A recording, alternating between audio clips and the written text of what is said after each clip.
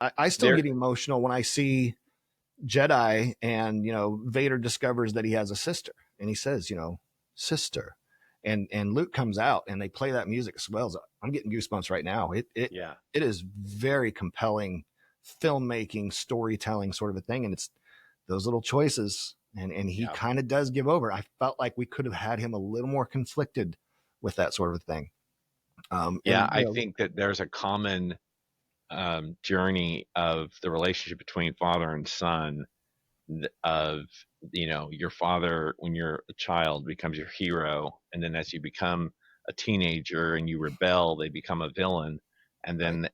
then you get older and they return to being a hero because you Yeah, mature to that point. And I think that that's something that what I always loved about the choice of the end of Jedi was that redemption of father and son and that relationship going together, and that's a very adult theme, it is. And for it's a under the kids. worst of terms too.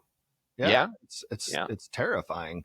yeah, And there is a lot of self-examination that as a film goer that you're hoping to see is that you learn something about yourself in that. And we can name off several films that I think most successful films, it's a reflection of what you've learned about yourself at the end of that story. Um, there's a lot of distractions in Star Wars that we can get wrapped up in, but really this is Luke coming through and finishing strong. Um, yeah, and that honestly, that kind of plays against the the sequels, which came out later by J.J. Abrams and whatnot, is that they didn't know how to deal with that. They didn't know how to reinvent that idea of reflect back to your audience decisions that they're making. But the trilogy nailed it.